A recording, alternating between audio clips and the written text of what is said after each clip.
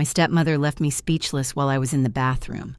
Life often has a way of surprising us, particularly when we believe we have everything under control.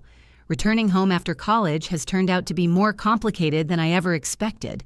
And so, here I stand, Ethan Thompson. I'm ready to share the moment when everything in my life changed completely. Initially, the thought of moving back in with my father, Dylan, and stepmother, Aurora, felt promising. The job market has been challenging, and it felt practical to remain with them while seeking new opportunities. Aurora had been my stepmother for 15 years, and our relationship was always harmonious.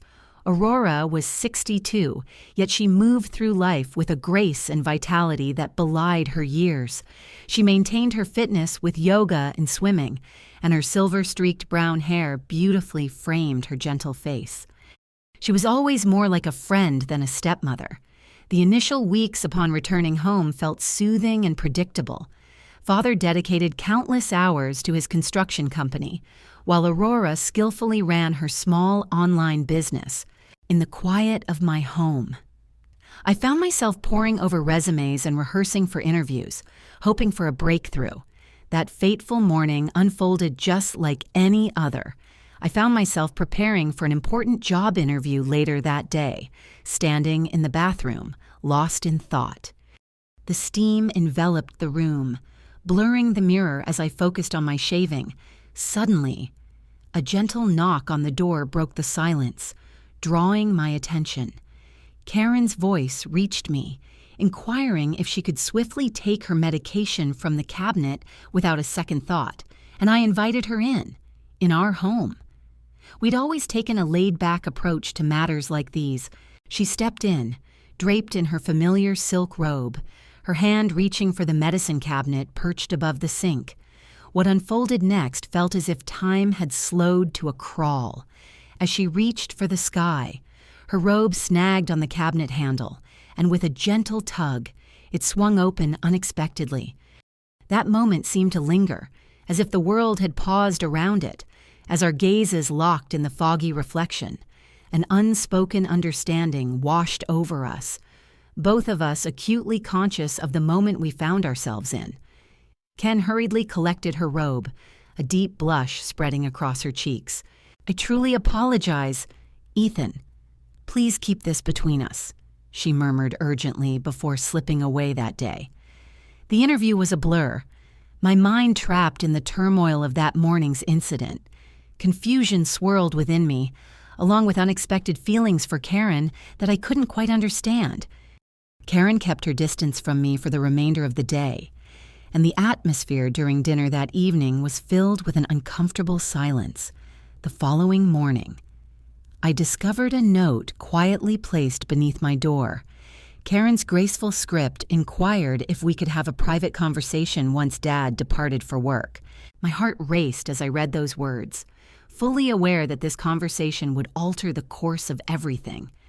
We found ourselves in the kitchen after Dad had gone. Aurora sat across from me, her hands cradling a coffee mug, revealing a vulnerability in her that I had never witnessed before. "Ethan, about yesterday," she started, her voice quivering just a bit. She confessed that the bathroom incident had awakened emotions she hadn't anticipated, emotions she believed were behind her at her age. I found myself sharing that I couldn't shake off the thoughts of that moment. The air was thick with unspoken words as we sat together, each of us aware that a change had occurred between us. Aurora leaned in, her fingers brushing against mine, igniting a spark that coursed through me. In the blink of an eye, we found ourselves standing so close together. The morning sunlight poured through the kitchen window, casting a warm glow on Karen's face, revealing the uncertainty and longing in her eyes as we drew nearer. Our lips touched in a soft, tentative kiss. It lasted just moments, yet it seemed to stretch on forever. As we separated, the weight of our actions settled heavily upon us, leaving us both to grapple with the truth of the moment.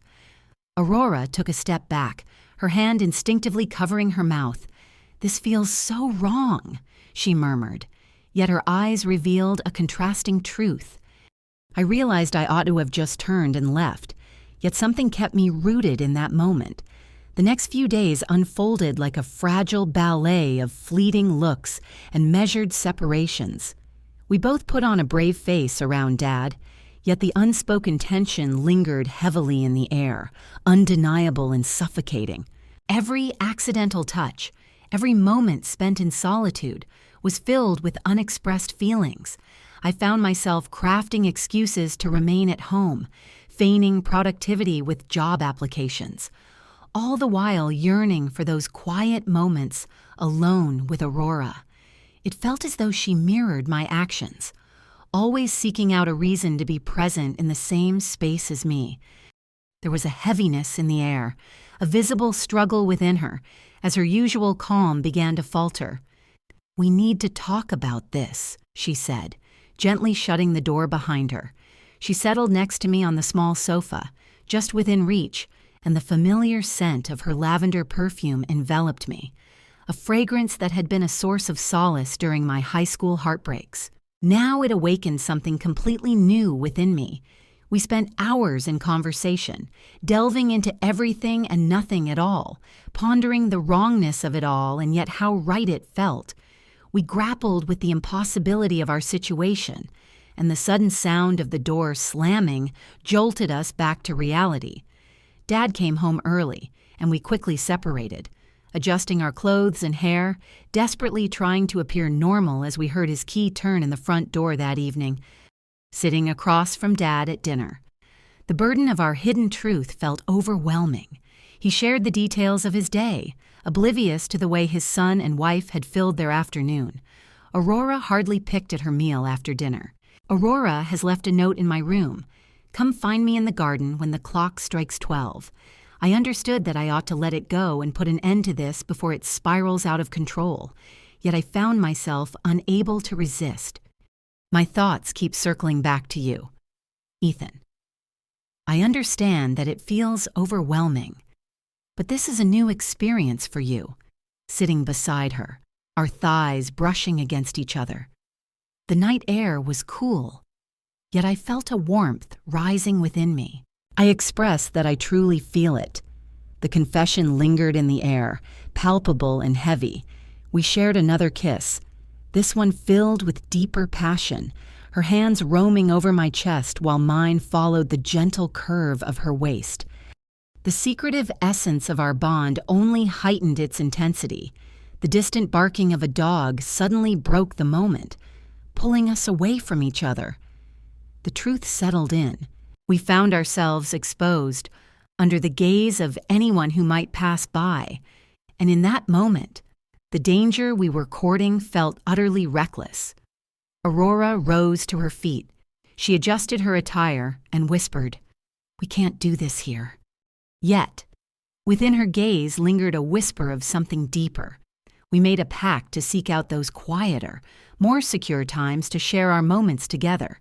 The following days felt unbearable, observing Aurora with my dad as they feigned normalcy. All the while, our hidden truth simmered beneath the surface. Each family dinner turned into a test of my restraint. I found myself tossing and turning at night, unable to drift off, my mind consumed with thoughts of Aurora just beyond the wall. It felt as if the walls were closing in, the space around us inadequate for the intensity of our connection. One morning, I stumbled upon Aurora once more, solitary in the kitchen. The memory of our first kiss lingered in the air, thick with emotion. In silence, she slipped into my embrace, aligning seamlessly with me. We understood the risks we were taking. Every touch, every fleeting moment, drew us nearer to the brink of exposure, yet the pull between us had grown too strong to deny. Aurora made an effort to uphold her boundaries, striving for a sense of propriety, yet whenever we found ourselves in solitude, those boundaries would dissolve effortlessly, much like sandcastles swept away by the waves. Each day, the weight of unspoken words grew heavier. Ordinary moments took on a deeper significance. As we move past one another in the hallway, our eyes meet for a fleeting moment at the dinner table. and those subtle brushes of our hands while washing the dishes linger in the air. Dad sensed a change, but he chalked it up to the pressures of the job hunt. If only he could uncover the true cause behind the shift in his son and wife's demeanor. With each passing day, the bond between us deepened. What began as a mere physical attraction has since evolved into something far more profound and intricate.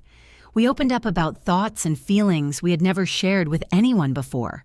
The weight of guilt lingered, yet it was eclipsed by the depth of our emotions. With each passing day, we found ourselves edging closer to a moment that would irrevocably alter the course of our lives. As the sun rose, the dawn of change began just like it always does, with Dad gone for work. I stumbled upon Aurora in the kitchen, busy brewing coffee. She donned the same silk robe from that initial morning in the bathroom, yet this time, every detail felt intentional. Our eyes locked in the kitchen, and in silence. We moved toward one another, the coffee slipping from our minds. Aurora's touch was electric, her fingers gliding under my t-shirt, igniting a spark between us. This kiss held a different weight, a sense of urgency and longing, overflowing with the weeks of unexpressed yearning. I gently placed her on the kitchen counter, positioning myself between her legs as our lips met in a tender kiss. Her robe fell open, and this time there was a calm acceptance, a serene pause without the need for hurried apologies or attempts to conceal. Her skin felt so tender beneath my touch, and I could sense her breath, warm and heavy, brushing against my neck. What transpired was beyond our control. We found ourselves wrapped in a fervent embrace. In that moment, all thoughts of consequences faded away as the kitchen counter, a place where I'd shared countless breakfasts over the years, transformed into the setting for our first genuine, intimate encounter. In the moments that followed, we embraced one another tightly. Reality gradually returned, like a gentle tide washing over the shore. The kitchen clock ticked with an almost accusatory rhythm, a constant reminder that time continued its relentless march, even when it felt suspended in that moment. Karen's fingers gently explored my chest, creating delicate patterns as we both took a moment to catch our breath. "We can't take this back," she whispered, her voice laced with both satisfaction and a hint of worry. In the midst of stolen moments and secret meetings, we discovered our own unique ways to connect and be together. In those early mornings, before Dad stirred from his slumber, in the quiet afternoons while he was away at work, and during those serene moments in the garden after the sun had set, Aurora appeared to blossom with each day that went by, her joy illuminating her very essence. I found myself sinking further into our physical connection, evolving into something richer, more intricate. Yet, guilt gnawed at us both each time Dad embraced Aurora or expressed his pride in her. It felt as though a knife was twisting in my belly. We were betraying him in the most unimaginable way. One evening, as we lay together in her yoga room while Dad worked late, Karen began to cry, saying, "We can't keep doing this." Yet her arms tightened around me even as she uttered those words. I embraced her tightly, inhaling the comforting aroma of lavender that enveloped us. I understand that I responded, yet it seems neither of us was willing to release our grip. We found ourselves entwined in a bond that felt both exhilarating and wrong, a dependency that neither of us could resist.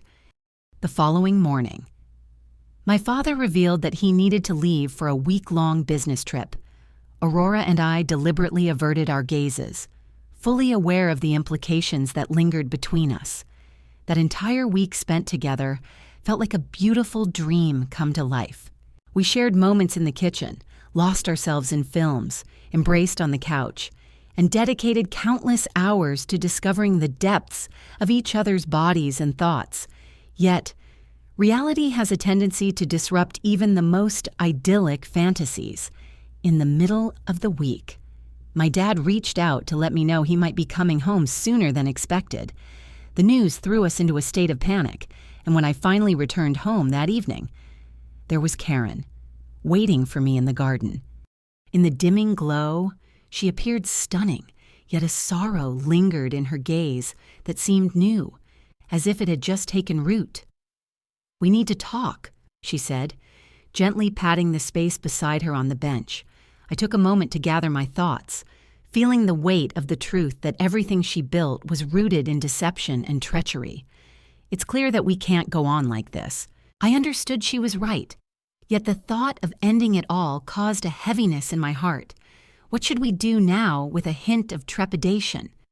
She continued, "Your father truly doesn't merit this, and you deserve the opportunity to experience a genuine relationship with someone who is at a similar stage in life." The sting of those words lingered, even as I recognized their truth. Aurora, my father's wife, and regardless of the depth of our emotions, that reality remains unchanged. We lingered in quietude, our hands intertwined, as we gazed at the fading light of the sunset. It all seemed so conclusive, as though we were gathered to mourn a loss that never truly had the opportunity to flourish. I finally admitted that I should move out. It felt like the only path that truly resonated with me.